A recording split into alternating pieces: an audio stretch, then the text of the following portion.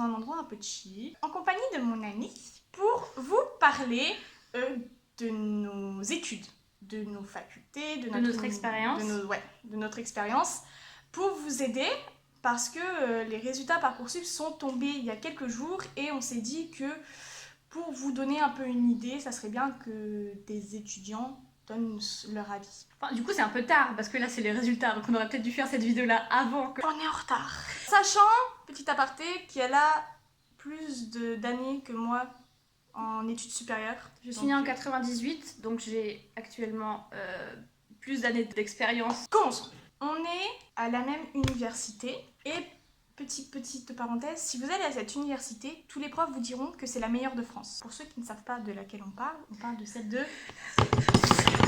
Grenoble.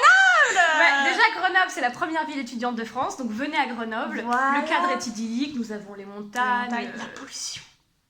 Les montagnes. On a 2-3 petites choses qui font que la vie, en tout cas la vie étudiante est plutôt sympathique, il n'y a pas de problème, les transports sont assez bien, l'université est très bien desservie. Mais bon, on n'échappe pas aux grèves non plus. Hein. L'université de Grenoble aussi est très bien classée au niveau du classement de Shanghai, qui est donc le classement mondial des universités. Petite présentation, du coup, je te laisse commencer. Quel honneur.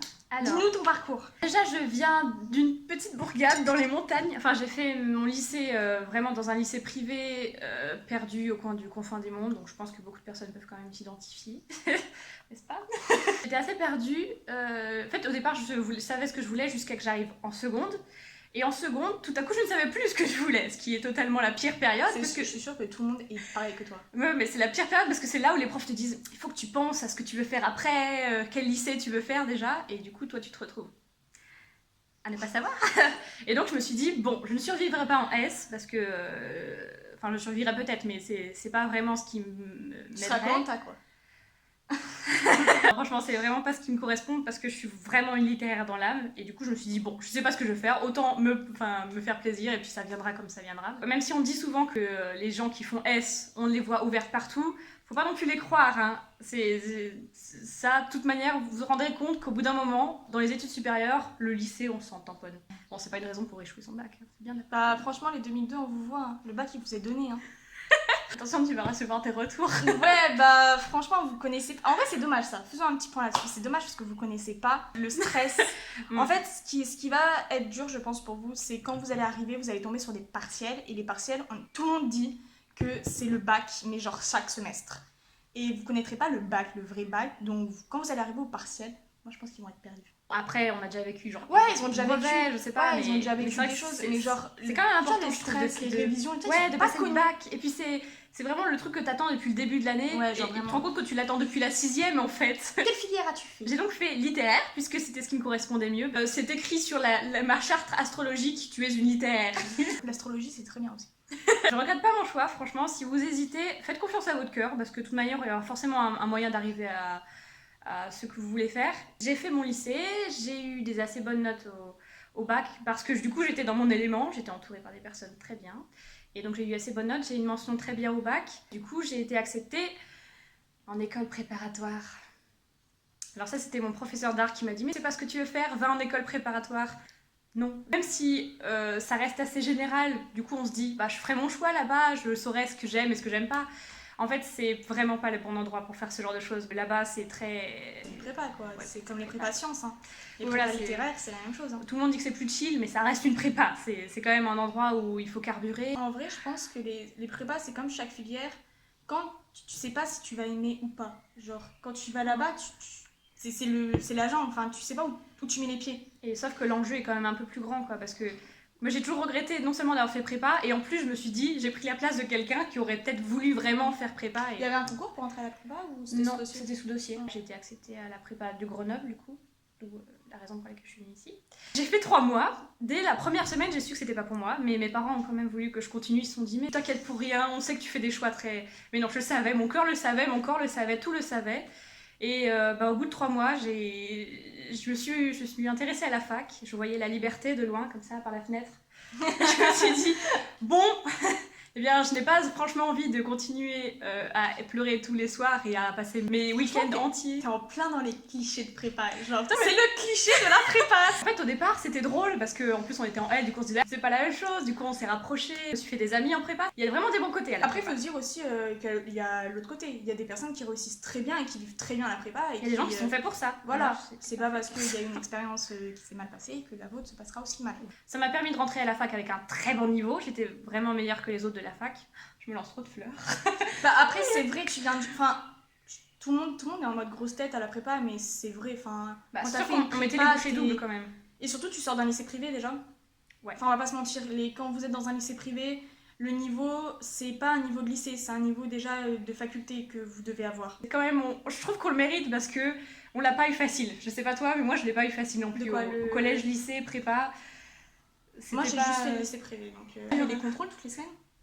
Oui. Ouais, c'est vrai. On avait des plages horaires de contrôle et... Voilà, et bah la prépa c'est pareil, tous les samedis, 8h... Samedi 8h, 14h. Quelle horreur. Donc il nous restait que le dimanche pour faire les devoirs de la semaine, donc je pouvais pas rentrer chez moi. Alors, tous les soirs, je passais des heures et des heures à faire des compositions, enfin à faire les devoirs. Et alors que en fait, je comprenais pas trop ce que les profs voulaient, du coup, ils me disaient toujours les mêmes choses. Et moi, je savais pas comment m'améliorer. Et eux, ils avançaient puisqu'ils devaient avancer. Et, en fait, t'es pas trop suivi en prépa, quoi. Si t'arrives pas à prendre si t'arrives pas à suivre dès le début, bah ils t'abandonnent un peu les profs, non? Bah, non, tu peux demander aussi à les voir en privé, mais ils sont quand même tiraillés entre les deux. C'est sûr qu'ils ont un programme à suivre et qui est quand même très complet. Est-ce que t'as appréhendé ton entrée en prépa? Qu'est-ce que t'as ressenti et comment ton entrée elle s'est passée? On va passer par tous les feelings que j'ai eus. La fierté. Quand tu vois sur... Nous, c'était post-bac, nous. C'était même pas Parcoursup, c'était APB. Elle est vraiment vieille. APB, admission post-bac. Je vois, vous êtes accepté à la prépa. Déjà, faut avoir un bon niveau pour accepter en prépa. Ouais, du coup, j'étais joyeuse. J'étais petite élève. J'ai des files d'attente ou pas? Je sais pas, j'étais... Ouais, t'es accès direct, t'as pas... Bah, moi, comme j'avais un bon dossier avec le bac et tout, bah oui. Je me sens mal de dire ça, j'ai l'impression de dire, bah moi, comme j'étais la meilleure, écoute, je pense que oui. Surtout qu'en plus, celle de Grenoble, précisons, elle est gratuite. Et ça, c'est un truc de fou. Parce que les prépas en général, c'est payant. Du coup, j'étais quand même très fière parce que je suis une personne qui n'a pas beaucoup confiance en moi. Et le fait de savoir que j'étais acceptée du premier coup, ça m'a fait beaucoup de bien. Mais après, j'avais toujours un mauvais sentiment parce que j'avais tous ces retours, justement, ces clichés qu'on nous donne, du genre, fais attention, c'est dur, y a la pression, les gens ils vont te mettre des bâtons dans les roues, tu vas être seule. Vraiment, mais c'est tellement triste. Mais franchement, c'était vraiment cool. Tu te contredis là maintenant. Oui, mais je veux dire, on va dire la rentrée. On va parler de la rentrée. C'est un peu effrayant parce que c'est la prépa. On arrivait déjà. Donc, est-ce que je peux citer ou pas? Est-ce que je peux dire le nom? À Champollion. La prépa Champollion qui est... Mais tout le monde connaît la prépa Champollion. Un grand bâtiment. Bah oui, mais je sais pas si... La prépa Champollion est très dure de base. Enfin, elle est connue pour être dure. Et puis même le lycée, je crois, c'est assez dur. Enfin, c'est déjà un collège-lycée, donc c'est une grande bâtisse. Des jardins sur lesquels il faut pas que tu marches. C'est quand même assez imposant, donc on arrive. Bonjour. Alors on va souffrir pendant un an, on arrive, parce qu'on est tous arrivés... On est tous arrivés avec cette idée-là qu'on allait souffrir. Maintenant vous étiez rodés. Hein. Bah oui, voilà, personne se mentait, personne se mentait quand on est arrivé. Je me suis fait des amis très rapidement quand même. Dès le premier jour, on s'est assez rapprochés parce que bah, du coup, on plaisantait sur le fait qu'on allait en baver. L'ambiance, c'était vraiment quand même très accueillante. Étrangement, je m'y attendais pas. Je pensais qu'on allait tous se regarder en chien de faïence. C'est vraiment étrange, paradoxal, parce que on est quand même, bah, comme c'est la prépa et on est un peu ostracisé puisque on n'a plus de vie sociale. Ça, c'est un cliché, mais c'est vrai. Vu qu'on doit quand même beaucoup travailler, on sortait pas. On passait la majorité de notre temps libre dans les salles d'études à travailler. Donc ouais, on se coupe un peu des autres amis qu'on a au lycée et des autres amis qui sont à la fac. Du coup, on reste entre nous. Donc il y a vraiment un lien qui se crée. Et on s'aide beaucoup aussi par rapport à nos devoirs. Quand on n'arrivait pas à faire quelque chose, on se plaignait déjà entre nous. On se donnait beaucoup de conseils et puis on se félicitait. Et dès que quelqu'un n'était pas bien, bah, on était là pour lui. Ouais, il y a beaucoup de soutien. C'est pas trop la guerre, du coup, non, ce que tu racontes. Bah, en tout cas chez moi, ça l'était pas. Et ça m'a vraiment étonnée parce que c'était pas du tout ce qu'on m'avait dit. J'ai eu des amis vraiment cool avec qui j'ai gardé contact. Et je les remercie d'avoir été là. J'ai un ami d'ailleurs très cher qui m'a rejoint à la fac après. On a vraiment souffert ensemble. Et quand je l'ai abandonné à son sort, je me suis sentie très mal. Il a fini la prépa? Non, il a fini la première année, mais après. Ouais. Moi, je suis arrivée à la fac et que lui était à la prépa, il continuait de souffrir et il savait que je savais qu'il souffrait. Du coup, j'étais là pour lui. Mais au bout de, on va dire, du coup, 3 mois, je me suis réorientée. Enfin, en décembre, on va dire, story time. J'ai triché parce que les vacances de la prépa, les vacances, la semaine de vacances de prépa qui était une semaine où on devait travailler, bien sûr. Ça commençait en fin novembre, je crois, début décembre. Et les inscriptions pour la rentrée à la fac étaient en janvier, donc j'ai eu tout le mois de décembre à ne rien faire. Comment t'es passée, c'est bien ça de savoir, comment t'es passée d'une prépa à une université? Et ben alors, je suis allée me renseigner à ma fac, donc, parce qu'en fait, au début de l'année aussi, ils nous disaient l'équivalent qu'on aurait quand on sortirait de la prépa, parce que la prépa, du coup, c'est 2 ans, voire 3 si on redouble. Et si on réussit pas les concours, si on n'est pas admis dans une école, on va directement à la fac. C'est pour ça que je conseille, franchement, de bien réfléchir à ça, parce que ça te fait... on va dire, tu perds 2 ans, mais tu perds 2 ans, mais t'as forcément... tu gagnes quelque chose au final à la fin. C'est vrai, mais après, si par exemple tu sais que tu souffriras moins à la fac, tu sais que tu arriveras au même résultat. Du coup, on va se renseigner à la fac, on voit la filière qui nous intéresse et à laquelle on peut aussi aller. Sachant que quand vous êtes dans une filière, n'importe laquelle c'est, que ce soit dans... pas dans les DUT, ou si dans les DUT c'est possible aussi, dans n'importe quelle filière supérieure, si vous voulez changer de parcours en cours d'année, vous restez dans l'université où vous êtes. Par exemple, si vous êtes à Grenoble et que vous faites un DUT sur Lyon, vous ne pouvez pas revenir sur Grenoble, vous devez faire une faculté, enfin vous devez... L'académie de secteur, c'est ça? Voilà, vous devez rester dans votre académie de secteur et du coup vous devez rester sur Lyon, sinon vous repassez sur Parcoursup l'année d'après. Et puis aussi, il faut faire attention parce qu'en fonction de la prépa que tu fais, par exemple moi je voulais faire LEA anglais-japonais, bon, je reviendrai sur le système LEA, mais c'est en gros je voulais faire de l'anglais et du japonais. Mais je ne pouvais pas puisque j'aurais eu tout un semestre de japonais à rattraper, ce qui est logique. Et en même temps, c'était pas prévu dans la formation de la prépa en fait. Ça veut dire que même à la fin de la prépa, j'aurais pas pu aller en L3 LEA. En classe préparatoire lettres, on peut prétendre à aller en licence de lettres, en licence d'anglais, ou je crois qu'on peut aller aussi en histoire ou géo parce que c'est des matières, ou en philo parce que c'est des matières qui sont dans la prépa, mais il y a des choses qu'on peut pas faire parce que c'est pas des matières abordées en prépa. Et donc moi, ouais, c'est quand même restreint quoi. Ouais, je me suis intéressée donc à l'anglais parce que je me voyais pas vraiment aller autre part, surtout que la géographie et l'histoire, j'ai un peu été dégoûtée. En philo, trop en philo. En vrai, philo pourquoi pas, mais surtout je pensais au débouché après. Et je me suis dit, bon, j'ai pas franchement envie d'être professeur. Je me suis rendu compte que vraiment j'aimais les langues. Enfin, je le savais déjà. Du coup, je suis allée me renseigner au bureau de la filière des L1 de licence 1 d'anglais.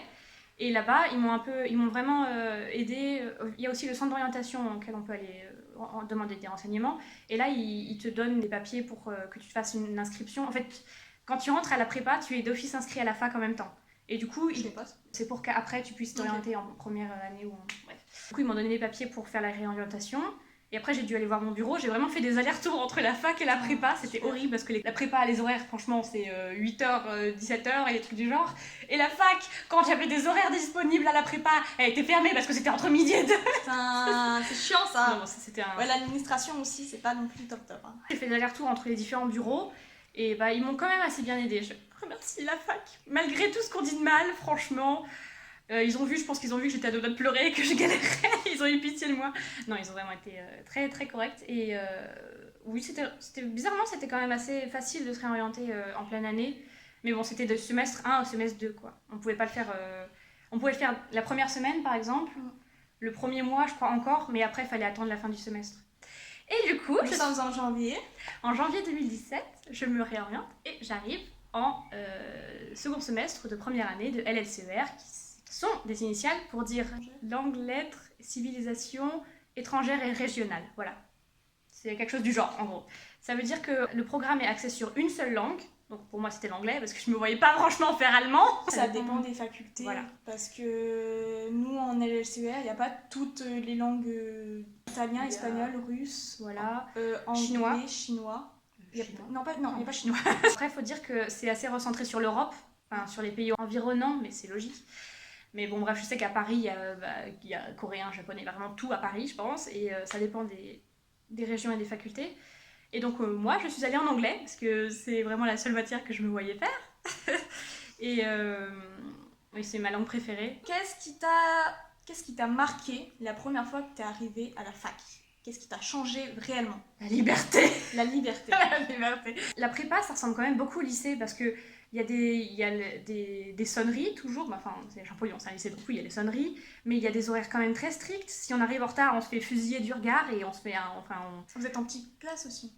Non, non, on est quand même des grands. Des amphis? Non, non plus. Enfin, on est en petite classe, mais on est quand même un gros groupe. On était, je sais plus, une trentaine, je crois. Ouais, c'est une classe, quoi. 30-40 quand même. Ouais, c'est une classe. Les classes de maintenant. Les classes de maintenant, elles font Ah oui, 35 personnes. pardon, de mon époque, on était au lycée, dans ma classe, on était une classe de terminale et on était 20. Quand t'arrives à la fac, tu rentres quand tu veux, tu sors quand tu veux des cours. Tu dois te débrouiller pour faire tes devoirs. Ça veut dire que si tu les fais pas, bah, les profs te regarderont juste en disant tu réussiras pas. Ça dépend. En fait, il y a beaucoup de personnes qui disent que si vous faites pas vos devoirs, les profs s'en battent les couilles. Oui, les profs de CM, je trouve qu'ils s'en battent les couilles parce qu'ils ne sont pas là. Mais les profs de TD, ils peuvent te faire chier avec ça. Et par exemple, moi, un jour, j'avais pas fait mes devoirs. Bon, c'est parce que c'était l'année dernière, enfin... Dans ma petite story time, je raconterai pourquoi. Mais en gros, je faisais pas trop mes devoirs.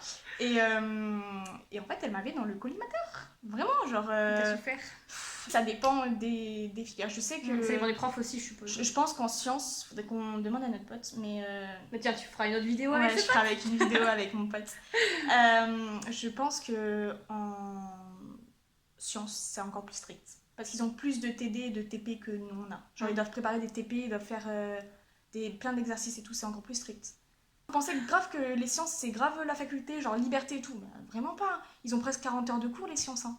Sans rire. Ils découragent pas quand même. Quand les gens, enfin moi je pensais la même chose aussi, hein. Quand les gens disaient ouais après le lycée on va à la fac, on va enfin être libre, mais ça reste une scolarité quand même. Voilà. Donc, genre si vous allez à la fac pour faire des fêtes et tout, ne pas aller en cours, n'y allez pas. N'y allez pas, clairement. Laissez la place à des gens qui veulent vraiment travailler. Chercher un travail. Vous allez le remarquer directement. Hein. Le premier mois, il va y avoir tout le monde en cours. Et puis après, c'est pas un mythe. Hein. Ça, c'est pas un mythe. Hein. C'est vraiment...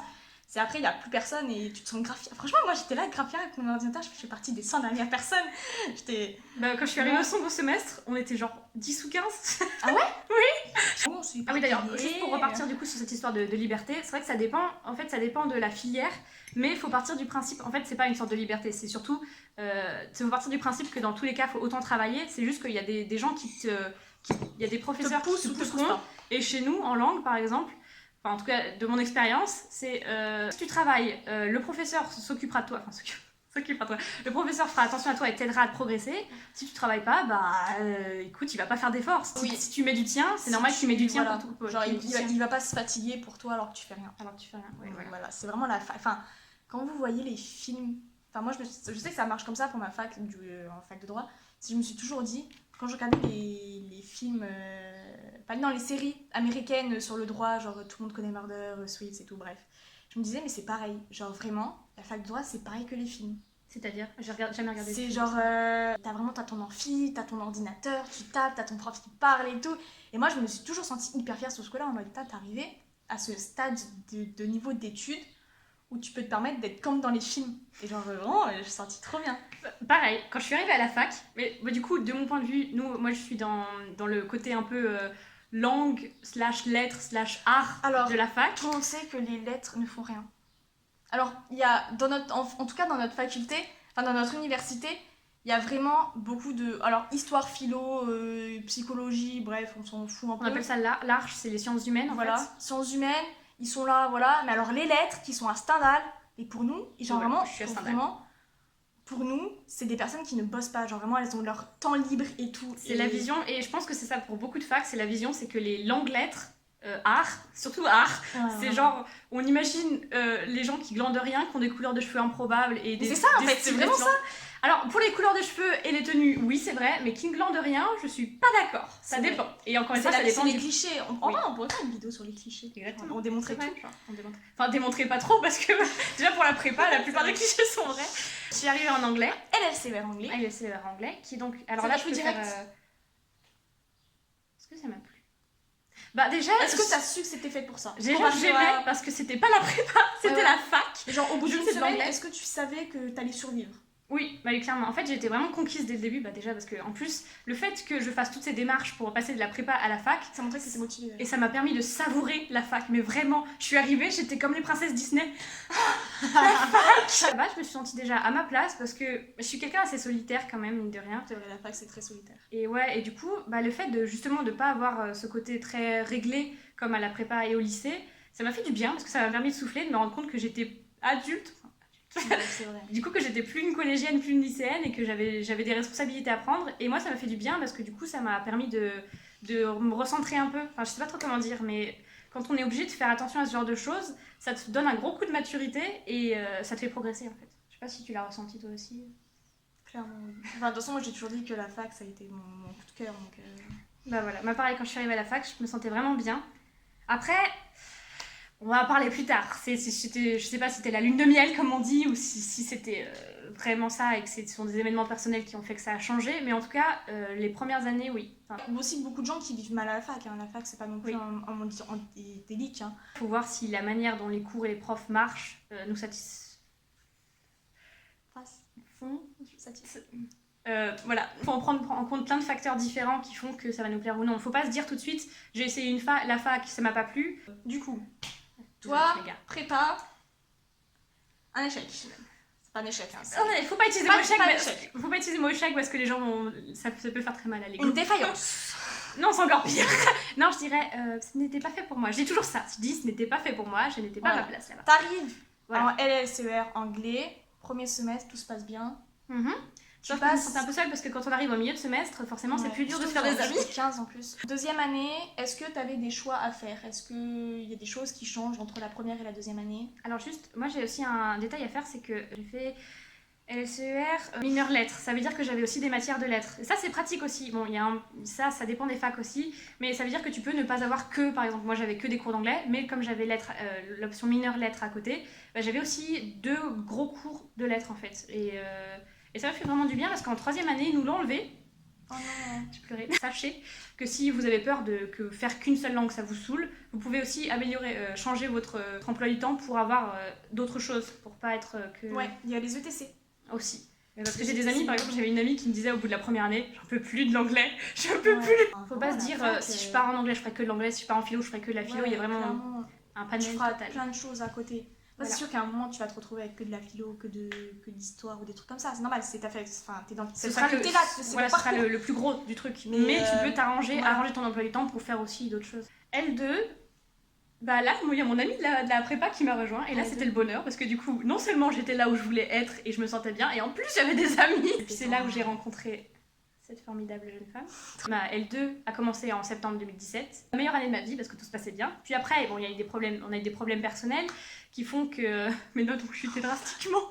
Non, enfin pas en L2, ça c'était plutôt en L3.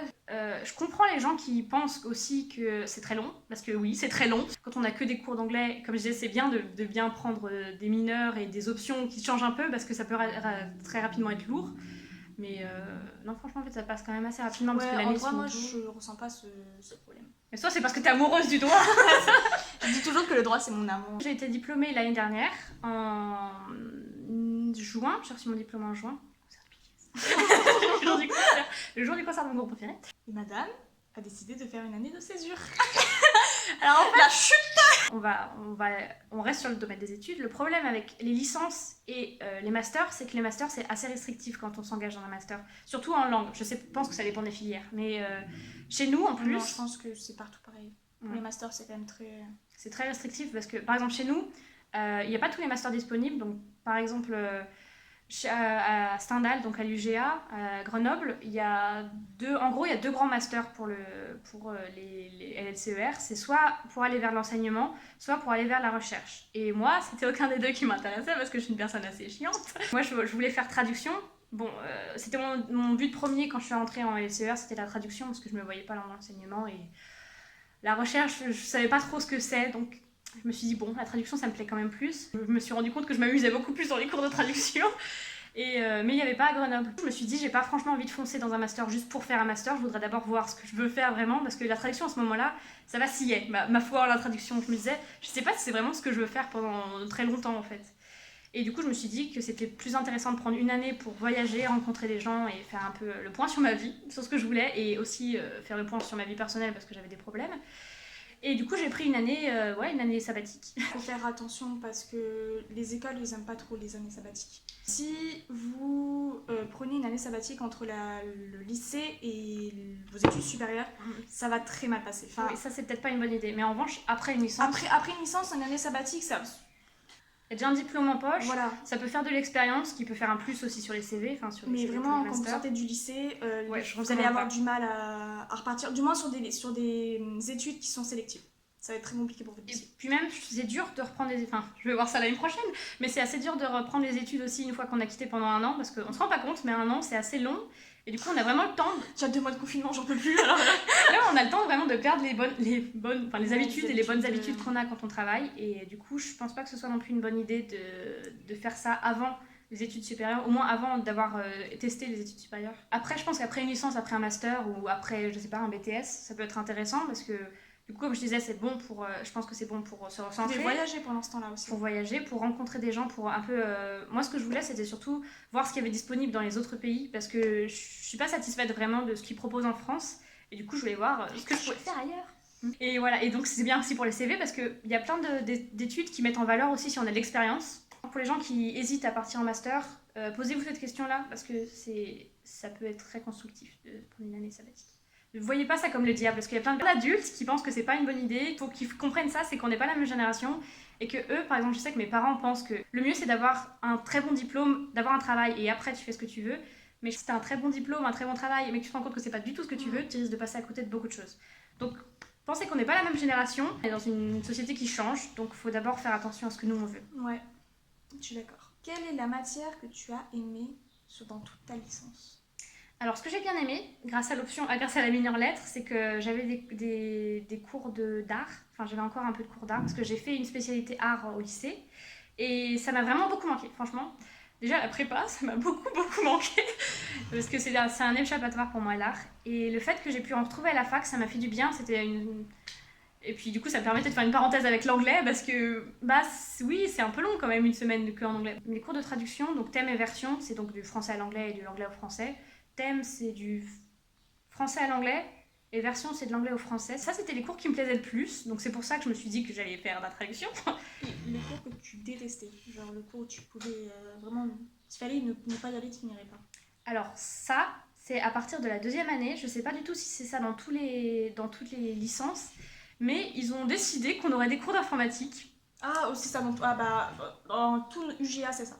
Ouais, toute la sauf fac, la fac, sauf... je sais pas pour histoire et tout et psycho, mais je sais que les sciences et les lettres, c'est ça, ouais. Je pense que les sciences humaines doivent avoir aussi, mais bon, ils ont décidé qu'on devait avoir des bases d'informatique.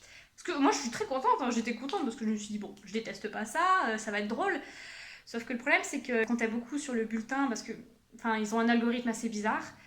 Et ça nous a assez... Je pense que ça nous demandait beaucoup de temps et ça nous stressait beaucoup. Pour pas grand-chose. Alors, surtout que on n'était pas là pour ça au départ. Il y avait plein de personnes qui s'en tamponnaient. En fait, c'était 2 matières. En général, je sais pas comment ça marche pour les autres filières, mais nous, c'était pour que ça reste dans le tronc commun. Ils le mettaient avec une autre matière. Mais du coup, ça nous demandait beaucoup de travail et beaucoup de stress pour pas grand-chose. Et oui, c'était un assez mauvais souvenir. Qu'est-ce que la LLCER anglais t'a apporté ? Un bon niveau. Il y a quelque chose sur lequel je veux vraiment appuyer. Je pense qu'il y a beaucoup de personnes qui doivent se reconnaître là-dedans. C'est que je suis une personne qui n'a pas confiance en moi, comme je l'ai dit. Et au lycée et au début et alors en prépa aussi, je n'osais pas parler anglais. Alors pourtant, j'aime beaucoup l'anglais et j'ai vraiment pas un niveau dégueulasse en anglais. Même au lycée, j'étais quand même très bonne. Je savais parler couramment anglais, dans le sens où je pouvais me débrouiller dans un autre pays. Mais en revanche, j'avais quand même très peur du regard des autres et j'avais très peur de faire des fautes. Et ça me bloquait parce que du coup... Ça, c'est horrible. Oui, voilà, tu vois, quand tu te dis... Je crois que c'est j'ai envie de répondre à la question, mais en même temps, j'ai tellement peur que ma phrase soit dégueulasse que tout le monde se moque de moi. Ouais. Et ça, en revanche, ça a été balayé. À la fac, en revanche, ça m'a permis d'avoir tellement confiance en moi que maintenant, j'ai plus de problème à faire des phrases en anglais, même à côté de gens, alors que je peux avoir peur qu'ils me jugent, mais je me dis, bon, t'as fait tant pis. L'aisance en anglais, ça fait vraiment du bien.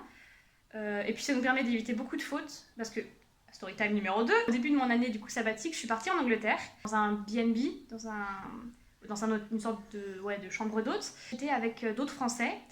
Et quand on comparait notre niveau, je voyais leurs phrases quand ils parlaient avec les autres. Il y avait 2 autres Français et après il y avait tout. Il y avait un Espagnol, il y avait une Suisse. Enfin, on était vraiment beaucoup. Du coup, on parlait anglais vu qu'on ne connaissait pas les langues des autres.